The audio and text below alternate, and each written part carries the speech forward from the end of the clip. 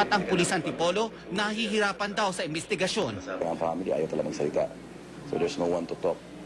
And ito na nga, hinantay na natin SOCO results. So we'll know the cause of death. Si John Manuel ang isa sa huling nakasama ni Marky noong Sabado bago ito pumanaw. Galing daw sila noon sa taping at hindi niya inakalang yun na ang huling pagkakataon na makikita niya ang kanyang kaibigan. After nga po ng taping namin, naisip namin na parang kain tayo sa labas. Kumain po kami, ako, si tatay, si Marky. Tapos kumain kami, parang isang cake, nagsubuan pa kami. Tapos yung pinaghatian nga namin yung cake na yun. Tapos hindi ko alam na yun na pala yung pinaka huling araw na makakasama ko sa. Hindi matanggap ni John na wala ng kanyang sparring partner sa StarTalk Struck Attack. Yun,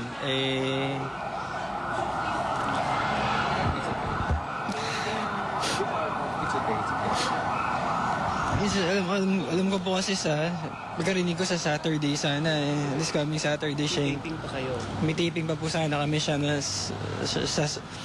siya sana yung kasama ko. Nagtaka rin siya dahil kakaiba raw ang huling text message na ipinadala ni Marky. Nag-text lang siya na sabi niya na parang Paps, maraming salamat sa lahat. Mag-ingat ka parati.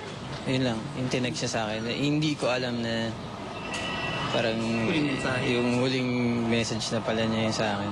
So, ako naman, binasa ko yung text na yun, sabi ko, papasalamat to.